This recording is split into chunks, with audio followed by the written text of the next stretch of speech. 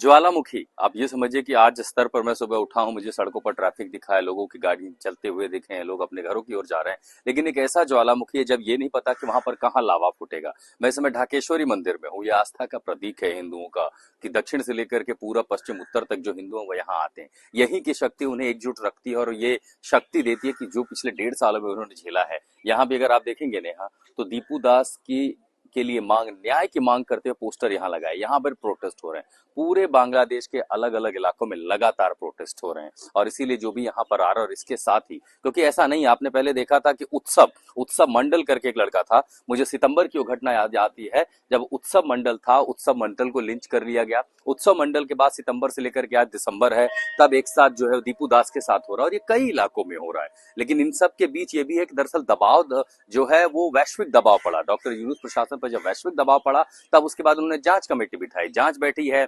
जो detective branch है वाकुला वालुका police की, वो भी जांच करे। कल मैं उन इलाकों में गया था। लेकिन ऐसी दरअसल कोशिश ये भी की जा रही है कि अंतर्राष्ट्रीय मीडिया उनके परिवार तक ना पहुंचने पाए। मैंने पूरी कोशिश की कि मैं उनके गांव वालुका होकर के आ गया, जहां पर वो लिंचिंग हुई, जहां जला गया, उन तमाम जगहों पर है।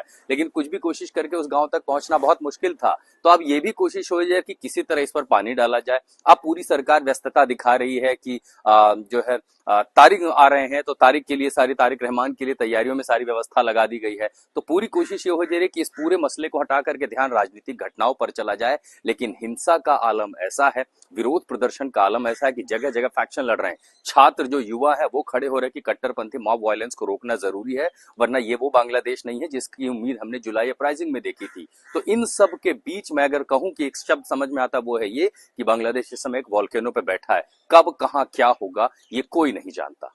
ऐसा बदलाव दरअसल हमने बहुत बार देखा राजीव। जुलाई अपराइजिंग हुई तब एक लगा कि एक सरकार गई है, एक अच्छी सरकार के लिए स्टेबिलिटी आएगी, फिर डॉक्टर यूनुस आते हैं, एक इंतरिम सरकार बनती है, फिर लगा कुछ बेहतर होगी। तब से लेकर के जो दौर है, कभी कहीं वायलेंस होता, कभी कहीं वायलेंस होता। अब चुनाव आचार संहिता लगी है, तो 10 दिन के अंदर दो जो युवा नेता हैं उन पर गोलीबारी हो जाती है, एक की मौत हो जाती है, एक अभी अस्पताल में जूझ रहा है। और इन सब के बीच हम देखें कि जो सबसे ज्यादा समस्या बढ़ी है वो अल्पसंख्यक हिंदुओं को लेकर के है, खासकर दीपू दास के साथ जो हुआ। लेकिन दीपू दास ही ने, उसके पहले मैंने सितंबर की घटना रिपोर्ट की थी कि कैसे सितंबर में चिटगांव के पास उत्सव मंडल नाम का एक हिंदू युवक था, उसको भी ऐसे भीड़। और हर बार ये एक ही आरोप होता है, ईश निंदा, कि उसने किसी तरह से ईश निंदा की है, मोहम्मद पैगंबर के खिलाफ कुछ बोला है। और कभी भी इस तरह के कोई तथ्य नहीं मिले। यहाँ तक कि सोशल मीडिया पोस्ट कर जाके, सोशल मीडिया पर कुछ पोस्ट कर, बाद में पता चलता है वो फर्जी निकलता है। लेकिन तब तक हिंसा हो चुकी है होती है। और ये बांग्लादेश का एक इतिहास रहा है कि यहाँ अल्पसंख्यक हिंदुओं को लेकर के कट्टरपंथी संगठन हमेशा हावी रहे हैं। फिर चाहे उनकी संपत्ति पर नजर हो, उनके परिवार पर नजर हो। एट्रोसिटी शब्द जो है बहुत छोटा है। और प्रदर्शन, विरोध प्रदर्शन, ये तो आप देख रहे हैं कि अल्पसंख्यकों के खिलाफ हो रहा है, तो उनकी जो संख्या हजारों में है, वो उठ करके विरोध प्रदर्शन कर रहे हैं। मैं इस समय ढाकेश्वरी मंदिर में हूँ, और ये शक्ति का प्रतीक है बांग्लादेश में जो हिंदू संगठन है, और इसीलिए इसको नेशनल टेम्पल भी कहा जाता है। कि बांग्लादेश में इसके प्रति जो मान्यता है कि जो हिंदू है, कि इतने विषम परिस्थितियों में, विकट परिस्थितियों में उन्हें शक्ति कहाँ मिलती है। लेकिन आपके और हमारे तमाम दर्शकों को मैं चाहूंगा कि एक बार आपको इस प्रसिद्ध और ऐतिहासिक मंदिर जो है उसका दर्शन भी करा सकूं। और बहुत सारे लोग हैं जो ढाकेश्वरी मंदिर के प्रति उनकी मान्यता रही है कि ये सदियों पुराना है, इसकी परंपरा जो रही है, प्रथा जो रही है, कि इसी के चलते ये वो शक्ति है जो यहाँ रहने वाले लोगों को बचाती है। और इसी के प्रति मान्यता, जो आस्था का प्रतीक और केंद्र है, ये मैं चाहूंगा राजीव कि हमारे आज तक के तमाम दर्शकों को भी इस शक्तिपीठ के दर्शन हो सके, माता ढाकेश्वरी के, कि आखिर इन विषम परिस्थितियों में बांग्लादेश के हिंदुओं की हिफाजत कौन कर रहा है, उनकी रक्षा सुरक्षा कौन कर रहा है। ये माता ढाकेश्वरी का वो मंदिर है। और जितने भी लोग, चाहे वो बांग्लादेश में रहने वाले अपने हिंदू हों या जो बाहर से भी आते हो, यहाँ जरूर आते हैं। लेकिन इन सब के बीच अगर आप देखेंगे तो अब हमें वो फुटफॉल मंदिरों में नहीं नजर आता है, वो भीड़ मंदिरों में उस तरह की नहीं नजर आती है। बहुत सारे लोग जो है बाहर, अब यहाँ इतने सारे लोग हैं, यहाँ बाहर ना पोस्टर भी लगे, मैं आपको पोस्टर भी दिखाता हूँ।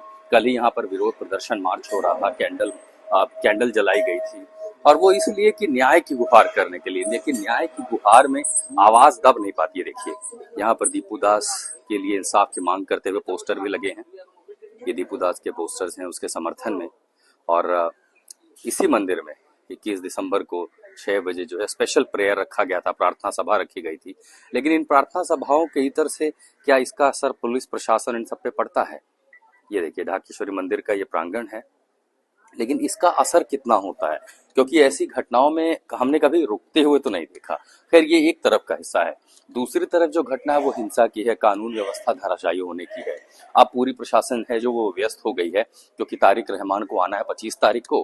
खालिदा जिया के बेटे हैं, दरअसल 2007 में उनकी गिरफ्तारी हुई थी शेख हसीना की सरकार में, और उसके बाद वो लंदन चले गए थे। अब वो यहाँ आ रहे हैं और बीएनपी चुनाव लड़ रही है, बीएनपी के कार्यकारी अध्यक्ष हैं, तो व्यवस्था और मशीनरी वहां व्यस्त हो गई है। गोलीबारी की घटना आप जहां तहां देख रहे हैं। अब आप सोचिए कि ऐसी व्यवस्था चरमराई जहां पर मामला होता है एक स्टूडेंट को गोली लगने का, लेकिन गुस्सा कहाँ निकलता है, मीडिया पर। डेली स्टार, प्रथम आलो, दो दो बड़े दफ्तरों को आग के हवाले कर दिया गया, वहां तोड़ फोड़ की गई, आगजनी की गई। और ऐसी कोशिश थी कि वहां 25 से 30 पत्रकार जो है वो मारे भी जा सकते थे अगर सही समय पर पुलिस और इंटरवेंशन नहीं होता। लेकिन वो इंटरवेंशन ऐसा लगता कि सिर्फ जान बचाने पर था, और बाकी सब कुछ उन्होंने अपने सामने होने दिया। इन सब के बीच दरअसल अब रूस के जो एम्बेसडर है बांग्लादेश में, वो भी ये कह रहे हैं ढाका को कि आप दिल्ली के साथ रिश्ते बेहतर रखें, आपको वो जो है टेम्परेचर थोड़ा कम करना होगा। बांग्लादेश ने जो हाई कमीशन है दिल्ली में उसे बंद कर दिया है। ये प्रतिक्रिया दिखाते हुए कि कैसे भारत ने चिटगांग और राजशाही में जो भारत का दूतावास है वहां वीजा सुविधाएं बंद कर दी हैं। तो इन सब व्यवस्थाओं में ये कहते हैं ना, रिएक्शन और काउंटर रिएक्शन, चेन रिएक्शन की तरह हो रहा है। इस बीच जब दबाव पड़ा, हिंसा की घटनाएं दरअसल अमेरिका तक भी पहुंची हैं, तो यूएस सर्जेई गोर जो है, जो विशेष प्रतिनिधि हैं, उन्होंने डॉक्टर यूनुस से बात की। डॉक्टर यूनुस कह रहे हैं हम तो चुनाव के लिए प्रतिबद्ध हैं, सब कुछ ठीक है, कुछ शक्तियां हैं जो डिस्टर्ब कर रही हैं, लेकिन चुनाव के प्रति प्रतिबद्धता आचार संहिता के दौरान इस कदर कानून व्यवस्था धराशायी होगी, जगह जगह विरोध विरोध प्रदर्शन इसीलिए हो रहे हैं।